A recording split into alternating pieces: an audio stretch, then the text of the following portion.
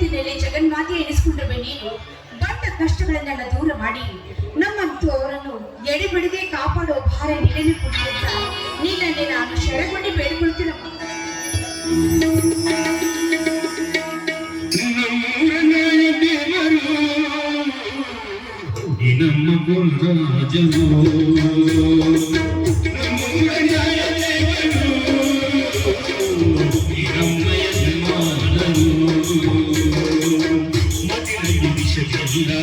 ಆಡಿದರೆ ಇಲ್ಲ ರೀತಿಯಲ್ಲಿ ಎರೆದಿಲ್ಲ ರೀತಿಯಲ್ಲಿ ಎಡವಿಲ್ಲ ಮನವನ್ನ ಪ್ರಾಣ ಎನ್ನುವ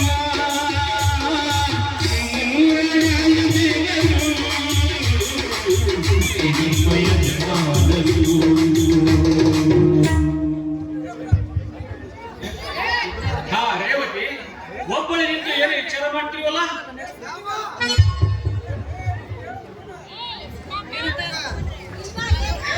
ಬನ್ನಿ ದೇವರಿಗೆ ನಮಸ್ಕಾರ ಮಾಡಿ ಆಮೇಲೆ ಪ್ರಸಾದ ತಿಳ್ಕೊಳ್ಳುವಂತೆ.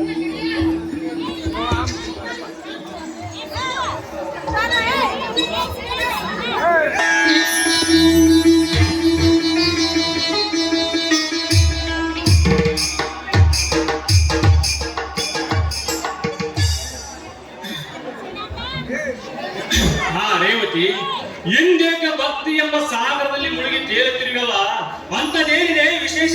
ಸ್ವಾಮಿ, ಇವತ್ತು ದುರ್ಗಾಷ್ಟಮಿ, ನಮ್ಮ ಸಂಸಾರಗಳನ್ನೆಲ್ಲ ಸುಗಮವಾಗಿ ಸಾಗಲಿ ಅಂತ ಆ ಜಗನ್ಮಾತೆಯಲ್ಲಿ ನಾನು ಬೇಡಿಕೊಳ್ತಾ ಇದ್ದೇನೆ ಅಷ್ಟೇ. ರೇವತಿ ರೇವತಿ, ಇಂದೇಕ ಭಕ್ತಿ ಎಂಬ ಸಾಗರದಲ್ಲಿ ಮುಳುಗಿ ತೇಲುತ್ತಿರುವಲ್ಲ, ಅಂತದೇನಿದೆ ವಿಶೇಷ ಅಷ್ಟೇ. ಯಾಕೆ ಸ್ವಾಮಿ ಏಕೆ ಈ ರೀತಿ ಮಾತನಾಡುತ್ತಿರ್ಬೇಡಿ ನೀವು? ರೇವತಿ, ಬಾಲ್ಯದಲ್ಲಿದ್ದಾಗಲೇ ನನ್ನ ತಂದೆ ತಾಯಿಗಳನ್ನು ಕಿತ್ತುಕೊಂಡ. ಈಗ ಬಡತನದ ಭೂತವೇ ಗನ್ನತ್ತಿ ಕಾಡುತ್ತಿದೆ ಈ ಬಡವನನ್ನು. ಅದಕ್ಕಾಗಿ ಈ ಮೂರ್ತಿಯನ್ನು ಬೇರೆ ಕಡೆಗೆ ರವಾನೆ ಮಾಡಬೇಕಂತ ತೀರ್ಮಾನ ಮಾಡಿದ್ದಾನೆ ಈ ಸತ್ಯವಂತ. ಸ್ವಾಮಿ, ಯಾರಲ್ಲೇ ನನ್ನ ಕಿವಿಯಿಂದ ಈ ಮಾತುಗಳನ್ನು ಇದು ಇಂಥ ಮಾತುಗಳನ್ನು ಯಾಕೆ ಮಾತಾಡ್ತಾ ಇದ್ರೆ ಸ್ವಾಮಿ ನೀವು? ಹೌದು ರೇವತಿ, ಹೌದು. ಈ ಮನುಷ್ಯನ ತಾಳ್ಮೆ ಮಿತಿ ಮೀರಿದರೆ ಈ ರೀತಿಯಾದ ಕಠೋರವಾದ ವರ್ತನೆ ತಾಳುವುದು ಸ್ವಾಭಾವಿಕ. ಸ್ವಾಮಿ, ಮನುಷ್ಯನಿಗೆ ಕಷ್ಟ ಸುಖಗಳು ಬರುವುದು ಸಹಜ.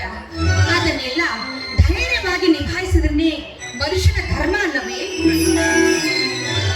ಧರ್ಮ ಎಲ್ಲಿದೆ? ಧರ್ಮ ಧರ್ಮದ ಮೂಲವಯ್ಯ ಕೂಡಲ ಸಂಗಮ ದೇವ ಎಂದು ಬಸವಣ್ಣವರು ಹೇಳಿದರು. ಆದರೆ ಈ ಧರೆಯಲ್ಲಿ ಆ ಧರ್ಮವೇ ಹೆಚ್ಚಾಗಿ ತಾಂಡವಾಡುತ್ತಿರುವಾಗ ಧರ್ಮಕ್ಕೆ ನ್ಯಾಯಕ್ಕೆ ನೆಲೆಯಿದೆ ರೇವತಿ, ನೆಲೆಯಿದೆ. ಧರ್ಮೋ ರಕ್ಷಿತ ರಕ್ಷಿತ ಅನ್ನೋ ಹಾಗೆ ಯಾರು ಧರ್ಮವನ್ನು ಕಾಪಾಡುತ್ತಾರೋ ಒಂದಿಲ್ಲ ಒಂದು ದಿನ ಧರ್ಮವನ್ನು ಅವರನ್ನು ಕಾಪಾಡುತ್ತದೆ. ರೇವತಿ ರೇವತಿ, ನೀ ಎಷ್ಟೊಂದು ಅರ್ಥಗರ್ಭಿತವಾಗಿ ಮಾತನಾಡಲಿ. ನಿನ್ನಂತ ಸದ್ಗುಣ ಸತಿಯನ್ನು ಪಡೆದ ನಾನೇ ಭಾಗ್ಯಶಾಲಿ. ನಿಜವಾಗ್ಲೂ ಹೇಳ್ಬೇಕಂದ್ರೆ ನಿಮ್ಮಂತಹ ಪತಿಯನ್ನು ಪಡೆದಿರುವ ನಾನೇ ಪುಣ್ಯವಂತಳು ಸ್ವಾಮಿ, ಪುಣ್ಯವಂತಳು. ರೇವತಿ, ಹಾಗಾದ್ರೆ ಈ ನಿನ್ನ ಪತಿದೊಂದು ಮಾತನಾಡಿಸಿಕೊಡ್ತೀಯಾ? ನಮ್ಮ ಸತಿಯಾಗಿ ನಿಮ್ಮ ಸೇವೆ ಮಾಡ್ತಿರೋ ನಾವು ಅದಾವ ಮಾತು ಹೇಳಿ ಸ್ವಾಮಿ. ರೇವತಿ, ಬಾನಲ್ಲಿ ಭಾಸ್ಕರ ಉದಯಿಸಿ ಭೂಮಿಗೆ ಬೆಳಕು ಬೀರಿದ ಹಾಗೆ ಈ ನಿನ್ನ ಮಧುರವಾದ ಕಂಠದಿಂದ ಒಂದು ಎಂಬಾದ ಗೀತೆಯನ್ನಾದರೂ ಹಾಡಲಾರೆ. ಪತಿ ದೇವರ ಆಜ್ಞೆ ಮೀರುವುದುಂಟೆ.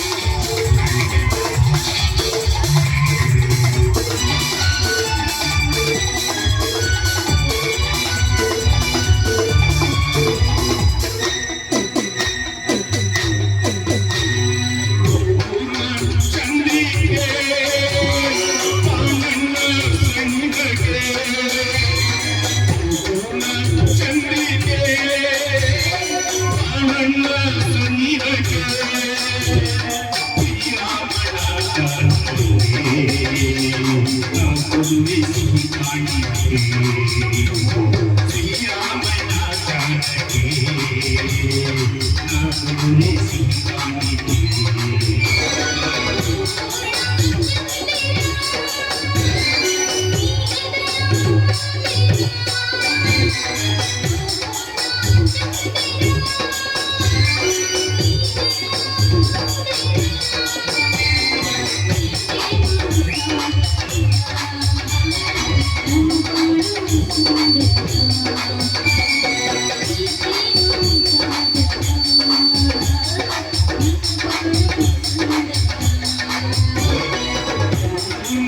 ಚಂದ್ರಿಕೆ ಆನಂದ ನಿನಗೆ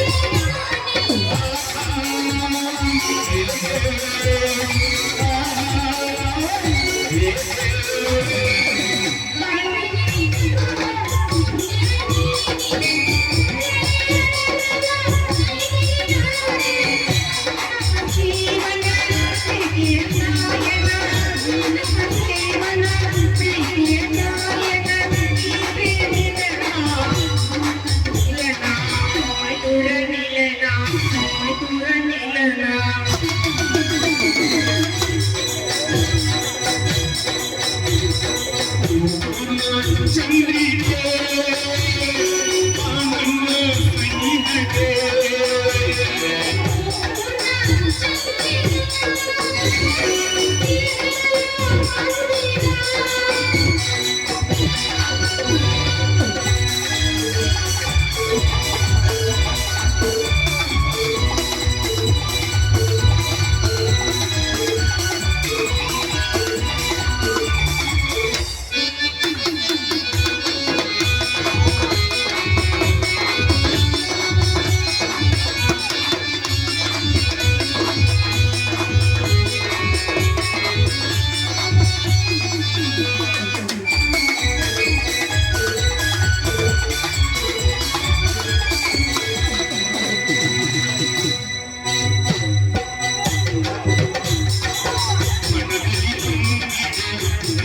ಸಾಗರ ಈ ಜೊತೆ ಸೇರಲು ಎಂಥ ಸುಂದರ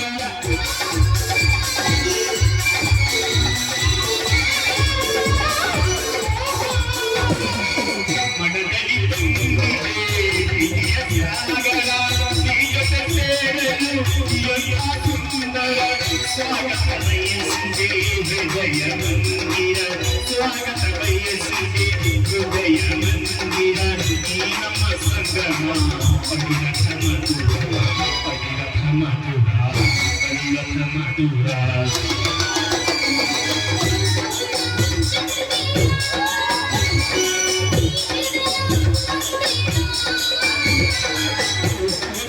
ಚಂದ್ರಿಕೆ ಆನಂದ ನಿನಗೆ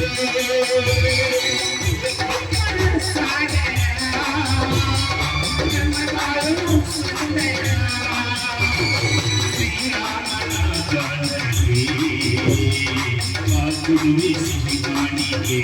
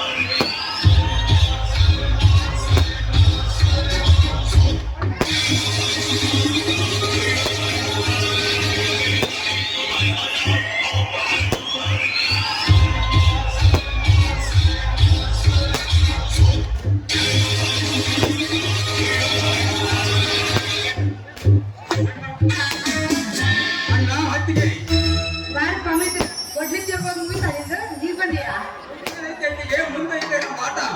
ಈಗ ಮಾಡಾಗಿತ್ತಲ್ಲ ಮತ್ತೆ ಮುಂದಿನ ನಮ್ಮ ವೀರ ಇದೇ ನೀನು ಹಳ್ಳಿಯ ವೇಷ. ಹೌದಣ್ಣ, ನಾನೊಬ್ಬ ರೈತನ ತಮ್ಮ, ಅದಕ್ಕೆ ವೇಷಕ್ಕಿಸಿದ್ದೇನೆ. ಹಾಗಲ್ಲಪ್ಪ ಹಾಗಲ್ಲಪ್ಪ, ದಿಲ್ಲಿಯಲ್ಲಿ ದೊಡ್ಡ ಹುದ್ದೆಯಲ್ಲಿ ಇದ್ದವನು ಈ ನಿನ್ನ ವೇಷಭೂಷಣ ನೋಡಿ ನನಗೆ ಆಶ್ಚರ್ಯವಾಯಿತಪ್ಪ, ಆಶ್ಚರ್ಯವಾಯಿತು. ಅಣ್ಣ, ಎಷ್ಟೋ ಜನ ಉನ್ನತ ಉದ್ಯೋಗದಲ್ಲಿ ಇದ್ದರೂ ಕೂಡ ಅವರು ರೈತರ ಮಕ್ಕಳೇ. ಹಾಗೆ ಕೆಲಸ ಮಾಡಿದರು ರೈತರ ತಮ್ಮ ವೀರ. ದಿಢೀರ್ ಅಂತ ನಿನ್ನ ಆಗಮನ ಹೌದತ್ತಿಗೆ ದಿನ ಜೀವನ ಬೇಸರವಾಯಿತು, ಅದಕ್ಕೆ ಈ ಹಳ್ಳಿಗೆ ಬಂದಿದ್ದೇವೆ. ಬಂದರೆ ನಿನ್ನ ಮಾತನಾಡ್ತ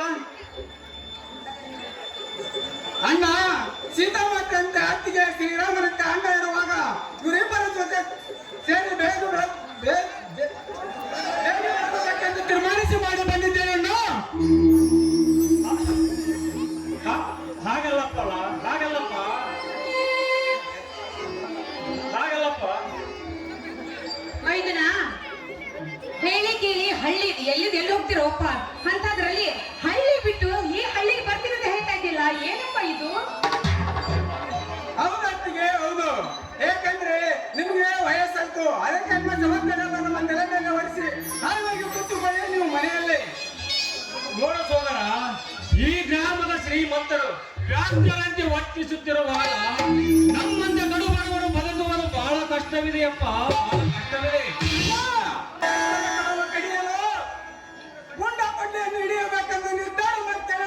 ಈ ಕಲಿಯುಗದ ಕ್ರಾಂತಿ ಈಗ ನಾಗರಿಂದ ಹೋರಾಡುವುದೇ ನಮ್ಮ ರಾಜ್ಯದ ನಿರ್ಮಾಣ. ನೋಡು ಸೋದರ, ಕೋಪದಲ್ಲಿ ಕೊಯ್ದ ಮೂಗು ಶಾಂತಿಯಾದ ಮೇಲೆ ಮರೆಯಬಾರದೆ. ಅದರಂತೆ ನಿನಗೂ ಕೂಡ ಏನಾದರೂ ಹೆಚ್ಚು ಕಡಿಮೆ ಆದಿತೆಂದು ನನ್ನಲ್ಲಿ ಭಯ ಕಾಡುತ್ತಿದೆ ಸೋದರ, ಭಯ ಕಾಡುತ್ತಿದೆ. ಜನ್ಮಭೂಮಿ ನಾ ರಾಯಣ್ಣ ಪ್ರೇಮಿ ಗುಂಡ ಅಂತ ಅವನು ಅಂತ ಈ ನಿನ್ನ ತಮ್ಮ ಇರುವಾಗ ನೀನು ಹೇಗೆ ಭಯಪಡ್ತೀರಿ ಅಣ್ಣ? ಈ ಕಲಿಯುಗದಲ್ಲಿ ಯಾರಾದರೂ ಕೆಳಗೆ ನಿಂತರೆ ಕೆಳಗಿನ ಕಾಲಿಗೆ ಸರ್ಪವಾಗಿ ಬಿಡುವಲ್ಲ ಈ ನಿನ್ನ ತಮ್ಮ ವೀರ. ನೋಡಪ್ಪ, ಮೊದಲೇ ಕಾಲ ಸರಿಯಾಗಿಲ್ಲ, ಅದರಲ್ಲಿ ಹೆಣ್ಣಿನ ದೃಷ್ಟಿ ಕೂಡ ಸರಿಯಾಗಿಲ್ಲ. ಅದಕ್ಕಾಗಿ ಯಾವ ಹೆಣ್ಣಿನ ಕಣ್ಣು ನಿನ್ನ ಮೇಲೆ ಬೀಳಬಾರ್ದು, ಯಾವ ಹೆಣ್ಣು ನಿನ್ನ ಮೇಲೆ ಬೆರಳು ಮಾಡಿ ತೋರಿಸಿದ ಹಾಗೆ ನೀನು ಈ ಸಮಾಜದಲ್ಲಿ ಬಾಳಬೇಕು. ಅತ್ತಿಗೆ ಯಾತ ಹೊತ್ತು ಬಂದರೂ ಸರಿ, ಆದ್ರೆ ವಿಕೃತ ಸ್ತ್ರೀಯರನ್ನು ಚಿತ್ತನನ್ನತ್ತ ಮೇಲೆ ಬಿಟ್ಟಂದರೆ ಈ ಭೂಮಿ ತಾಯಿಯಂತ ತಲೆ ಬಗ್ಗಿಸಿ ನಡೆಯಬೇಕು, ಹಾಗೆ ಪಾಠ ಕಲಿಸುತ್ತದೆ. ನೋಡ ಸೋದರ, ನಮ್ಮ ದೈವದಲ್ಲಿರುವುದನ್ನು ಯಾರಿಂದಲೂ ತೆಪ್ಪಿಸಲು ಸಾಧ್ಯ. ನಾವು ನಿನ್ನ ಮಾತು ಸತ್ಯವಿದೆ, ನಮ್ಮ ದೈವದಲ್ಲಿರುವುದನ್ನು ಯಾರಿಂದಲೂ ಬದಲು ಸಾಧ್ಯವಿಲ್ಲ. ಹೋಗ್ಲಿ ಬಿಡಪ್ಪ. ನಾವು ಮನೆಯಲ್ಲೇ ಕಾಡ್ತಾ ಇಲ್ಲ. ಇಲ್ಲಪ್ಪ ಇಲ್ಲ, PSI ಪರೀಕ್ಷೆ ಬರೆಯಲು ಬೆಂಗಳೂರಿಗೆ ಹೋಗಿದ್ದಾನೆ. ಅದನ್ನೇ ಬಂದ್ಬಿಟ್ಟ ನೋಡಲಿ. ಓಹೋ, ಈರಣ್ಣ ನೀನ್ ಯಾವ ಬಂದೆ?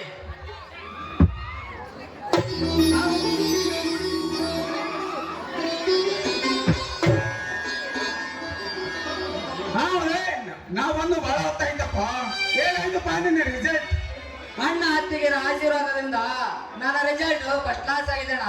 ಇನ್ನೇನು ಫಲಿತಾಂಶ ಪ್ರಕಟಗೊಳ್ಳೋದು ಒಂದೇ ಬಾಕಿ. ನಮ್ಮ ಉದಯ್ ಎಷ್ಟು ವರ್ಷ ನಿನ್ನನ್ನು ಕಷ್ಟಪಟ್ಟು ಓದಿಸಿದ್ದು ನಾವಲ್ಲಪ್ಪ, ಈ ನನ್ನ ವೀರನಪ್ಪ ವೀರ. ಅಣ್ಣ, ನೀವು ಮೂವರು ನನ್ನ ಓದಿಗೋಸ್ಕರ ಜೀವನವನ್ನೇ ಮುಡಿಪಾಗಿಟ್ಟಿದ್ದೀರಾ. ಈ ನಿಮ್ಮ ಋಣ ಎಷ್ಟೇ ಜನ್ಮವೆತ್ತಿ ಬಂದರೂ ತೀರ್ಸಲಾಗದಣ್ಣ, ತೀರ್ಸಲಾಗದು. ಬೇಡ, ದುಃಖಿಸಬೇಡ. ದುಃಖಿಸಿ ಕಂಪನಿ ಮಿಡುಕುತ್ತೀರಿ. ಋಣವೆಂದು ಮಾತನಾಡಿ ನಮ್ಮ ಸಂಬಂಧವನ್ನು ದೂರ ಮಾಡ್ಕೊಳ್ಬೇಡಪ್ಪ.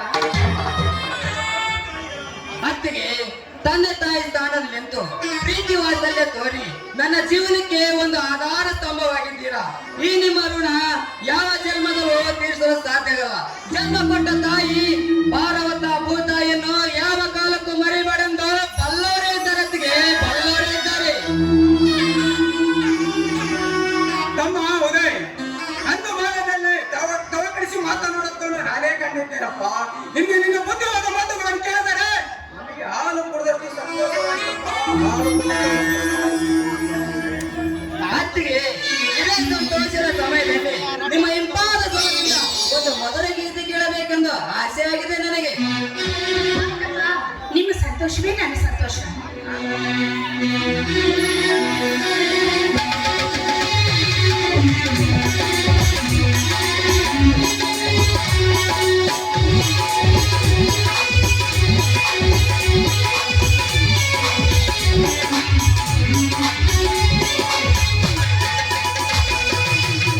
ನಮ್ಮ ತಾಯಿಯ ಸಿರಿ,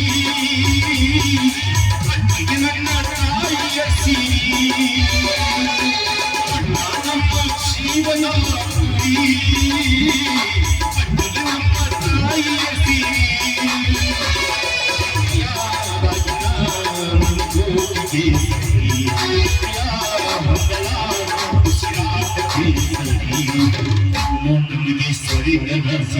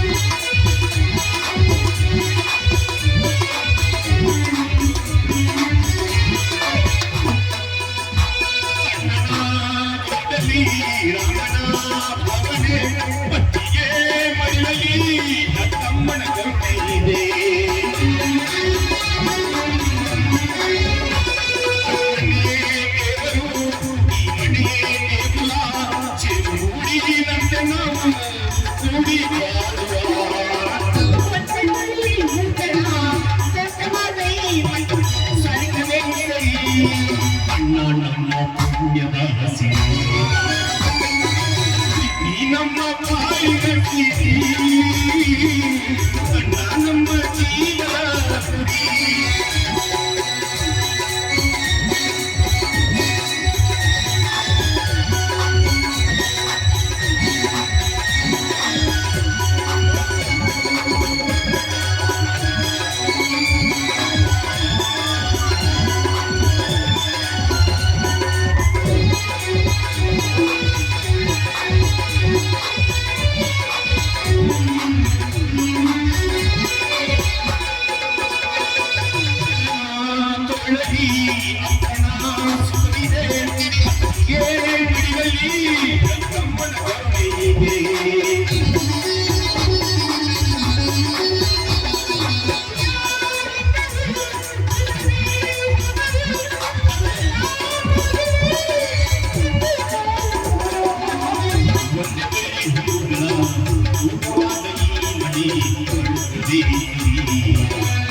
ನಿಮ್ಮ ಪುಣ್ಯದ ಮಸಿ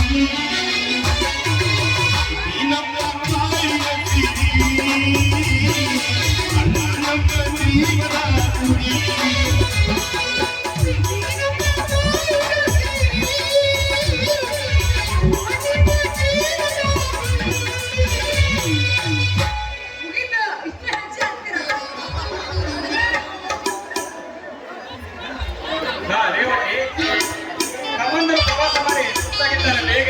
ವ್ಯವಸ್ಥೆ ಮಾಡು. ಆಗಲ್ರಿ ಒಳಗಡೆ ಹೋಗಿ ಮಾಡ್ತೀನಿ.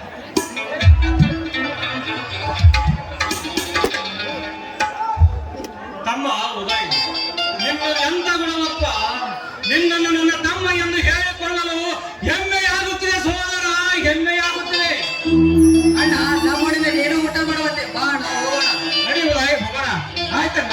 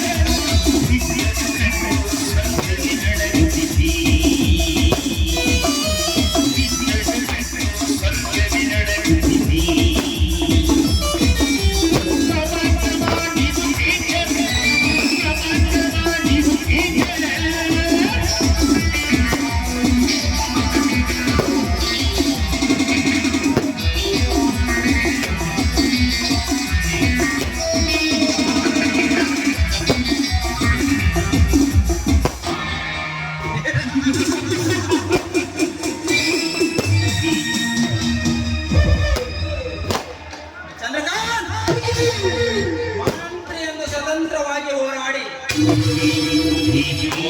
ದೇಶಕ್ಕೆ ಪದಾರ್ಪಣೆ ಮಾಡಿದೆ.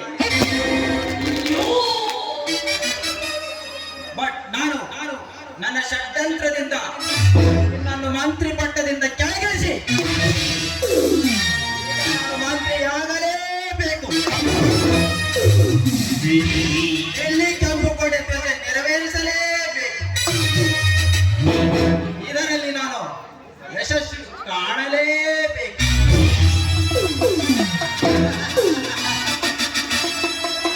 ಬಟ್ ರಾಜಕೀಯ ರಣರಂಗದಲ್ಲಿ ಎದುರಿಗೆ ನಿಂತು ಪೈಪೋಟಿ ಮಾಡಿದರೆ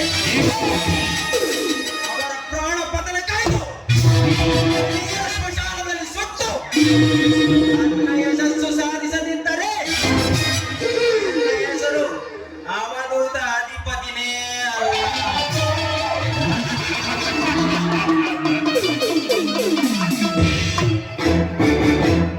ಈ ನಾಟಕದ ಡಂಬರಾಟ ಈಗ ಶುರು. ಮುಂದೆ ನಡೆಯುವುದು ನನ್ನ ಕುಟಿಲ ಆಟ. ಇದೇ ಈ ಅಧಿಪತಿಯ ಸ್ಪೆಷಾಲಿಟಿ. इस अधिपति जो बोलेगा वही करेगा, वही करेगा जो बोलेगा.